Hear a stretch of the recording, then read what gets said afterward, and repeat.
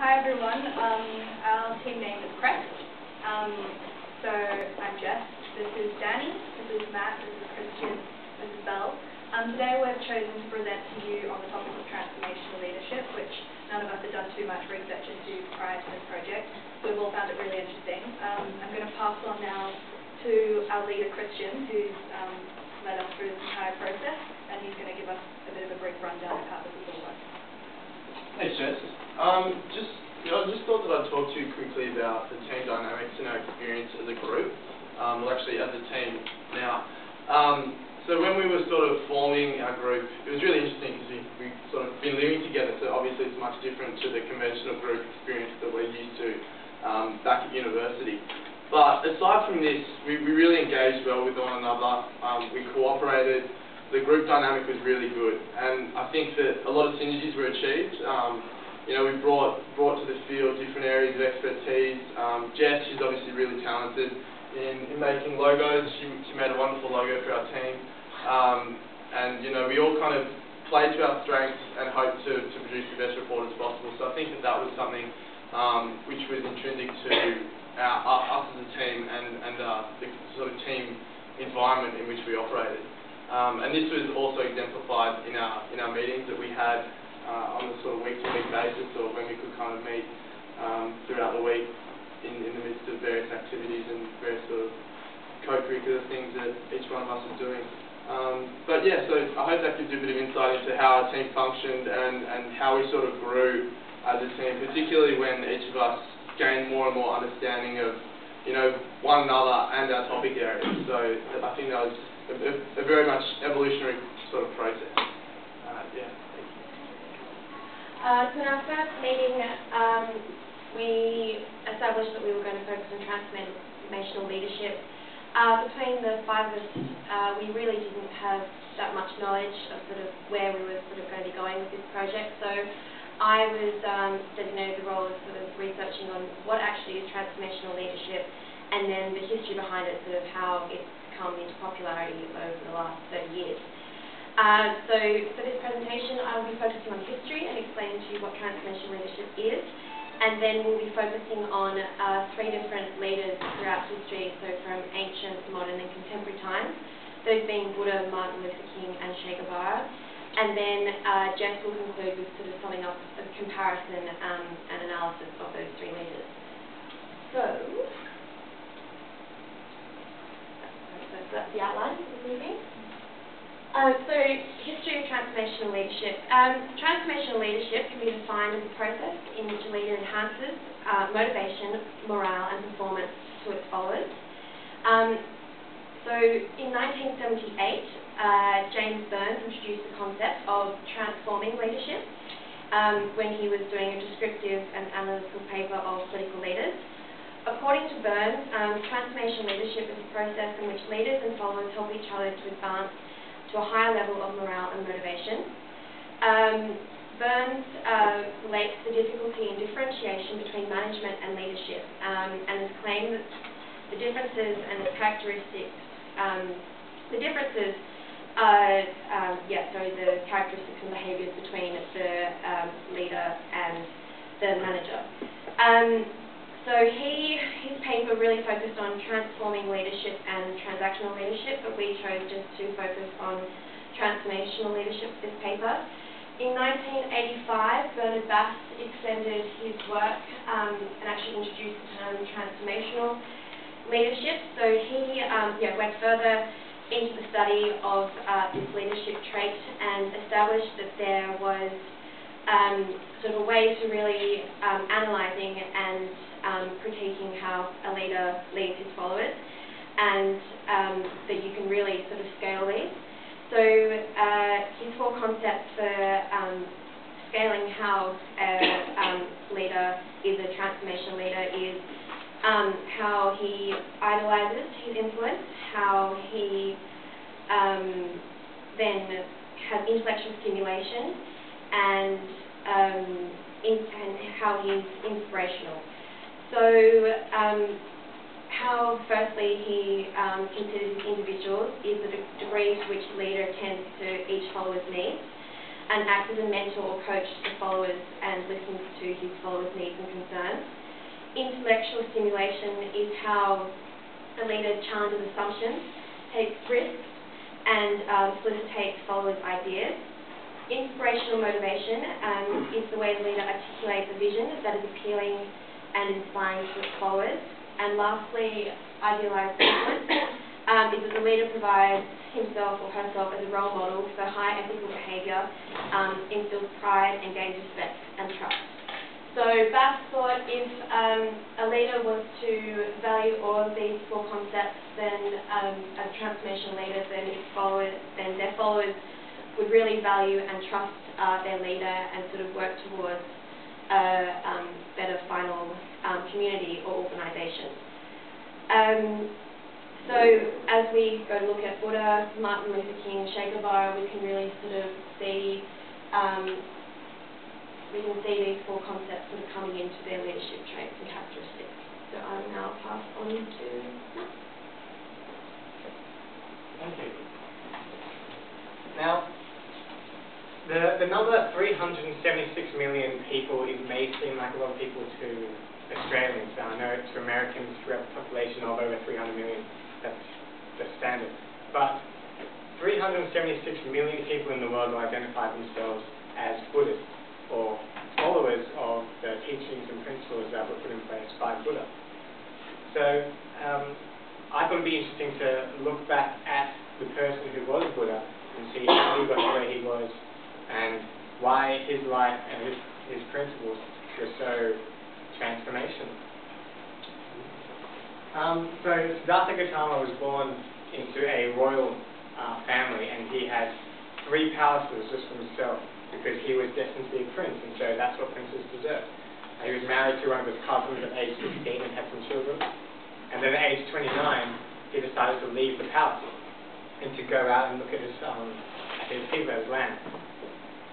Now, when he was 29, that was the first time he saw 3 things. It was the first time that he saw someone who wasn't healthy, so he saw a diseased person. It was the first time he saw someone who was not alive, he saw a dead person. Up until then, he didn't know that people aged, people died. And the third thing he saw was an ascetic. Now, an ascetic is someone who has removed himself pretty much from existence. They're just in a constant meditative state. Now, Buddha, overwhelmed by all this suffering, all this pain, thought that that was the best route to take to being content, or to be at one with existence.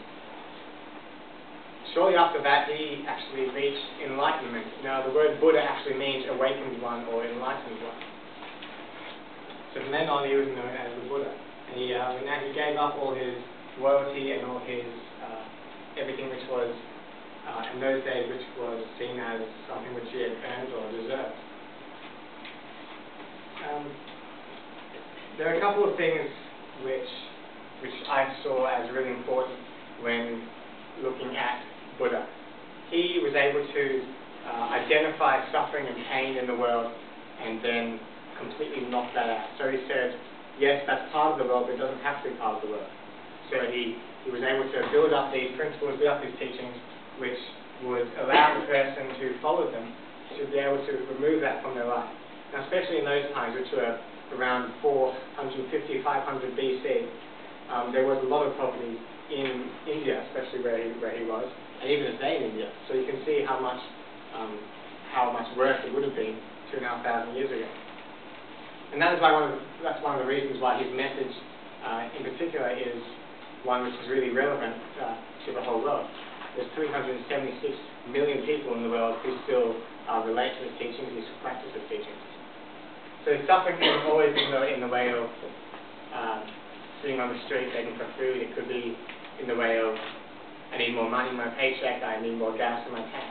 So it's a way for people who are suffering in any way to remove themselves from that suffering and to really live. One of the other reasons why Buddha was so successful is because he practiced what he preached. If he had gone out at the age of 29, seen all this suffering, all this pain, and went back into his palace and died at age 80 or 90, then I really don't think that this would have been as such a big movement. that it really is. You can look at people who identify wrongdoings in the world and say this needs to be changed, this needs to stop, and yet they return back to their house, go to sleep, and do nothing about it.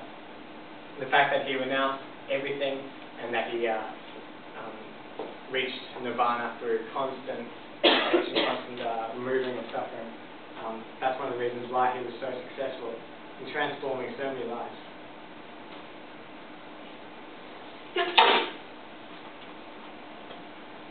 Yeah. And I'll pass on to Ed.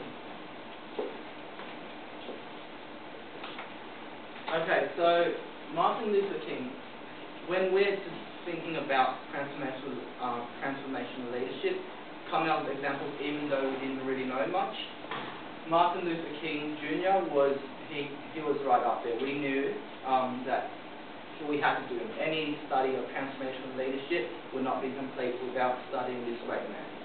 So Dr. Martin Luther King Jr., he is the quintessential transformational leader. All the things Annabelle discussed, those four characteristics, he exemplified them throughout his life, throughout his career, when he inspired social and cultural change from 1955 to 1968 to his assassination, through fighting for African American civil rights and as well as peace and other democratic issues. Okay, so what I want to talk about today is not really his context, his achievements and so on. I want to focus on why was he such a great transformation leader? What was exactly about him that made him such, transform the lives of millions of people and change the whole course of the world? He made a lot more progress in 13 or so years than maybe the past 300 years on civil rights. Okay, so before I get started on discussing these characteristics of him, let's just watch his famous and well worth studying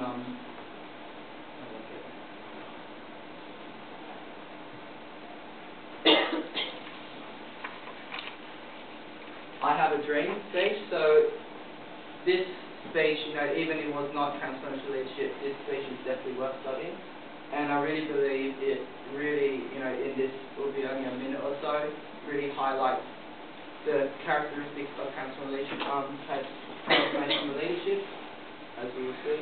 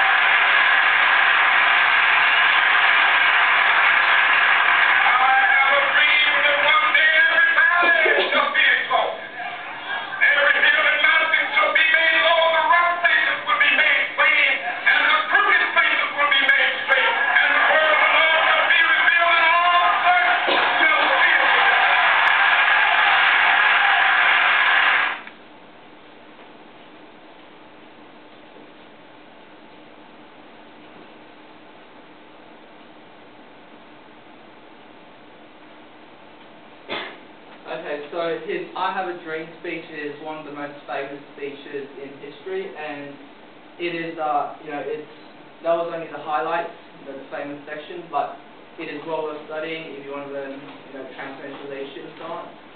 I want to go through, a few of his characteristics, maybe not just shown in that extract just then, but just with Martin Luther King in general. The first one I want to talk about is how what Annabelle mentioned about his being able to inspire and motivate followers. Okay, so Martin Luther King, he did this by creating a vision and being very committed and sustained with it. He was very determined. He kept outlining, he made it very clear, so it translated into his followers. His followers, they didn't even, Martin Luther King was a very smart, intellectual man. He was educated at Boston University, and this is very different from, and very unique, very difficult, for back then, for someone like him to get that sort of education. But his message, his vision was very simple, it was straightforward, it was sustained, and this is how it was able to be translated into his many, many followers and able to inspire them. So, King, what was different about his vision? He made it meaningful to his followers. He connected with them, and instead of just, basically how he contrasted with the previous attempts at civil rights, racial justice and so on, is he aimed at non-violence. His theme was non-violence and peace. Okay, so he was able to make it meaningful using cultural events, using history, using bibliography,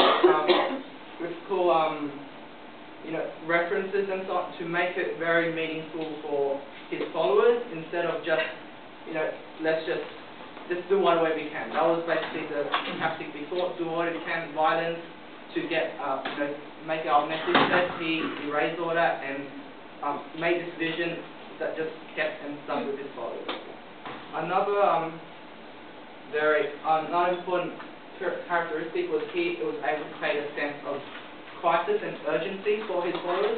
You could even see them in that speech, that small extract just then. It was almost like a prophet. He was almost like a prophet, the way he spoke, the way he described things, the way he used analogies and so on. He was able to, make it seem like whatever he was doing, whatever change he was trying to get changed, basically, it would change it was his story in that sense. So he was really good at creating a scene that was able to show that he was very urgent, it was a very climatic moment. Another thing about being transformational leadership is what Annabelle was talking about, that idealized influence. Now, Martin Luther King, he was a great role model. Not because, he had all his vision, all his rhetoric and so on, but what made him really great was that he was committed to it. His actions, his sacrifices, he participated in local movements. He went all around the nation. He went into jail. He was able to risk. He made great personal risk, pretty much, to get his vision heard, get his message across to everyone, and through that he was able to translate it to his followers and basically transform them. One last thing is also what Annabelle talked about, intellectual stimulation. So what Martin Luther King was, he was able to challenge his followers. What I was saying before about contrasting with the violent movements and so on, that was the path to racial justice. So he was able to challenge the followers, challenge their assumptions, challenge what they believe in, and to create this whole new idea of non-violence, of peace, and was able to make it realistic and really possible for his followers. So these are some of the key characteristics of Martin Luther King that made him such a successful transformational leader. Okay, so I'll just move on to Christian now.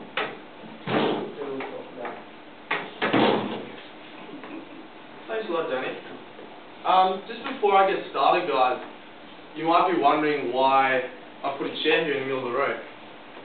Well, I put a chair here because you all look bored. You all look bored.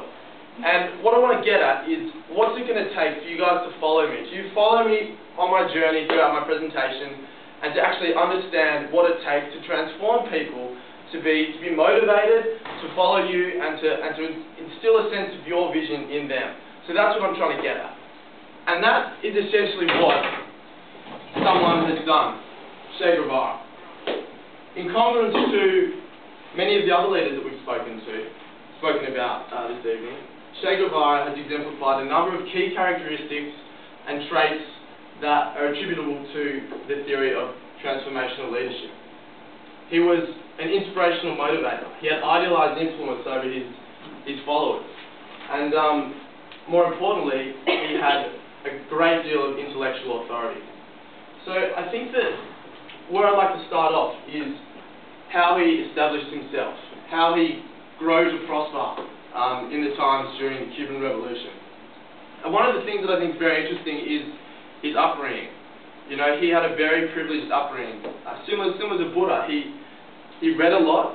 He was an academic. He was actually a trained medical practitioner, which he chose to, you know, dismiss to pursue his own desires and his own wants.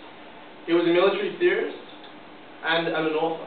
So I think these are really interesting, diverse, you know, areas of expertise that really enabled him to gain his intellectual authority and really empower people to follow him as a leader. So, how did he empower those that, you know, weren't on the same intellectual wavelength of himself? What he did was he travelled. So this was probably the forefront of Shea's establishment as a transformational leader. He had a real desire to explore, and that desire was exemplified by his numerous motorcycle journeys throughout Latin America. So this enabled him to view the social inequalities and injustices that were going on throughout the country at the time. These inspired a lot of desires to not only explore further, but also, you know, initiate change. One of the major things that he chose to do was to you know, discourage foreign investment in Latin America, because he saw the wealth was being unequally distributed, and he saw that his people were not benefiting from it. So that was really interesting in terms of his foresight and his vision for his country and his vision for his people. It was very sort of people-focused and people-centric. So what sort of qualities did he have? I think that, you know, his inspirational motivation was something that was, you know, inherently derived from his charisma. He was a charismatic person. He was well-spoken. He was well-educated, and that enabled him to integrate with both levels of social class. So he could have a highly intellectual conversation with military experts, and he could relate to those that were, you know, of course, very poor and very unfortunate.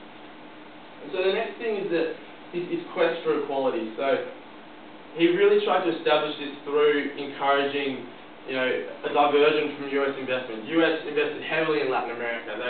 They had a wealth of resources there, which you know, inevitably were being exploited, and the benefits were not being passed on to the Cuban people and the Latin American people. So I think that was really interesting in terms of gaining and understanding what his followers wanted in terms of achieving his vision and perpetuating that into, you know, a revolutionary sort of result. So I think that's been something which is really interesting in terms of looking at Che Guevara and his vision and his well-roundedness as a transformational leader. You know, he wasn't particularly geared towards one area. He was intellectual, he was inspirational, he was idealistic. He could talk to everyone, he could interact with everyone. And I think that's something that is inherently a key trait in other transformational leaders that we've seen. You know, Nelson Mandela was the same. Buddha was the same. A lot of American political leaders were the same. They knew that they had to interact with their followers and also their non-followers to try and gain a sense of understanding and gain a sense of perpetuity to their vision and their foresight. So what I'm going to do now is hand on to Jess, who's going to provide an overview and comparison of the three leaders that we've looked at today, Che Guevara, Buddha, and Martin Luther King. So thanks for, you know, listening to me and following me on my journey through Che Guevara and his influence and leadership. 6 minutes left. Alright, so we've heard about these three really great examples of transformational leaders, and you could really go on all day about trying to compare and contrast them. But I've decided to try and keep it as brief as possible because we're running out of time, and we've got lots more to move on to. So the three key takeaways that I've come across. So firstly, each of these leaders has the ability to inspire and motivate. We've heard about that from every single leader, and that's really essential because a transformational leader differs in that they're actually trying to affect change. So it's not good enough to just sort of direct followers. You have to really try and motivate them because they need to see that they're all striving for the same thing as you. So that moves on to that second point, which is leading with a common vision. Each of these leaders was able to try and evoke a sense of commonality with their followers. It was, you know, each of them had a cause that they were striving for, something that they'd seen throughout their life, and tried to really inject that into their followers, and that's how they gained this real sense of transformational leadership. The third that we came up with was the ability to exemplify their cause, which each of these guys has spoken about. Like, it wasn't enough to sort of stand in front of a crowd and say, guys, this is what I'm fighting for. It would be really great if you could jump on board. They themselves put themselves on the line, particularly in the case of Martin Luther King. You know, they're really directing from the front line. So I'm now just going to pass back to Matt, who's going to wrap up quickly for us and go over some of the key takeaways.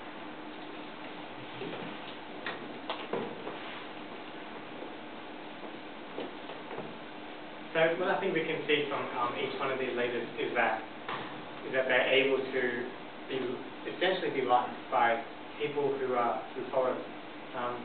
As Jess said, something that's really important to be able to be related to your followers, they can be motivated by it. I think that's something which we've all taken away from this, is that in order to motivate your followers, in order to inspire your followers, they don't have to love you, they don't have to necessarily like you, but they need to be able to respect you, they need to be able to understand where you're coming from. Any last words from Ben and Christian? I think, you know, it's been really interesting comparing three leaders from three, you know, inherently different eras and time periods, because you get such commonalities between them, despite the fact that they've, you know, existed a number of years apart. So I think that's something which is attributable to leadership and has been examined in leadership theory. So that's, you know, a really interesting insight that we've all gained from doing this project, and I hope that we've been able to instill and share some of our knowledge with you guys, and you guys will, you know, take that away with you in whatever it is that you're going to embark on in the future. So thanks a lot for listening this evening, and all the best. Cheers.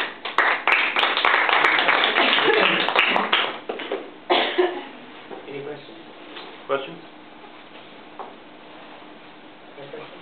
You know, one thing that kind of draws all the leaders together, one trait possibly or experience they've had that kind of... We think it's that they put into practice what they're telling everyone about. So with Buddha, he lost all of his spoiled stuff. MLK lived to really social justice, and Shay was all about revolution and creating the social change. That's something which is common in everyone. Okay. So I noticed that all three leaders that you chose really had a fight for the underdog, the struggle for equality. So do you feel like that those are all necessary to be a transformational leader? Or I think that's what we've seen a lot of in America. With such a rich history, such a deep history, there are always going to be groups which have been done wrong to them. So I think that's something that we've learned, especially in the first week in the other class in Maverick's exam. He said Americans love the underdog, and I think that's kind of rubbed off on us a bit. I think in addition to that, you know, you see the points of contrast between, I guess, MLK and Che Guevara. Like, MLK, he was sort of a breakthrough leader in that, you know, he came from the bottom and rose to the top. Whereas Che, he had everything. He grew up with a very privileged education, access to, you know, leaders, access to a wealthy social upper class, yet he chose to still fight for the underdog as a result of his experiences through his travels. So that's a really interesting point of distinction that I think should be made when sort of assessing you know, the desire and inspiration of leaders to kind of challenge and fight for the underdog. 30 seconds. Do you have another example of other transformational leaders? Hitler. Hitler was like an amoral transformational leader, and so we chose to sort of focus on the moral transformational leaders. Yeah, Nelson Mandela, Hitler, Alexander the Great, A lot. big time. Nice job.